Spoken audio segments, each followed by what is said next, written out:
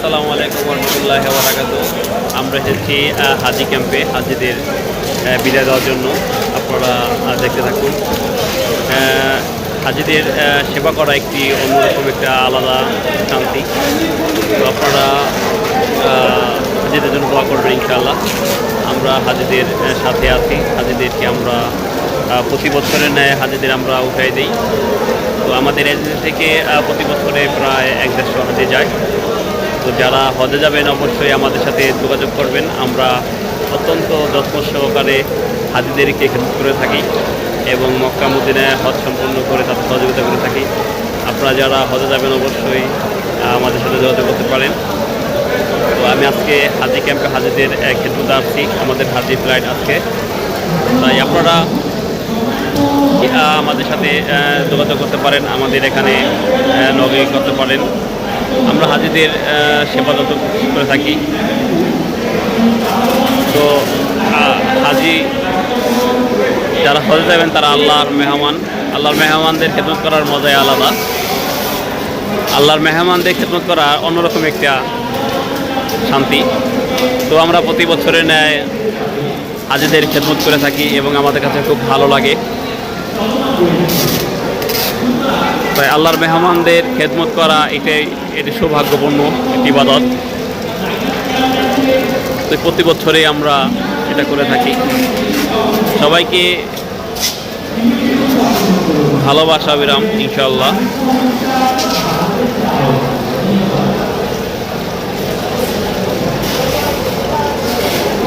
আজকে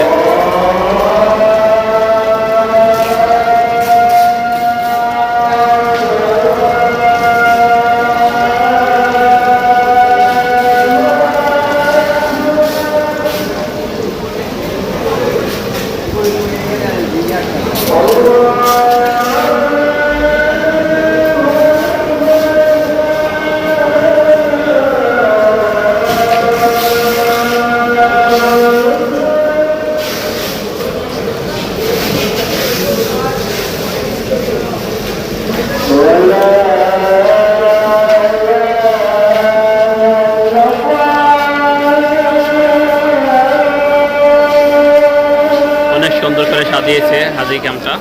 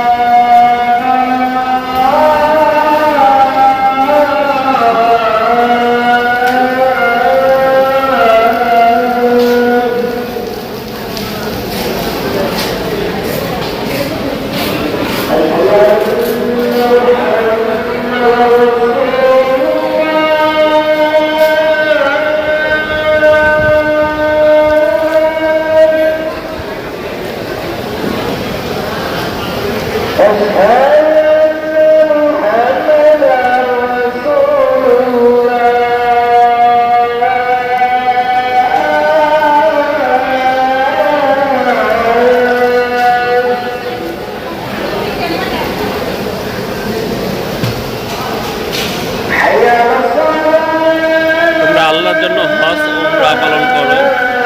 সূরা আল বাকারা আয়াত 10।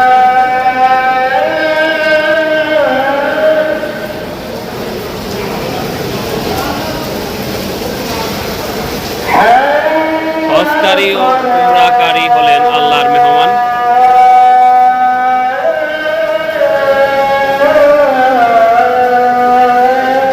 তারা দোয়া করলে আল্লাহ কবুল করেন, ক্ষমা চাইলে ক্ষমা করে দেন।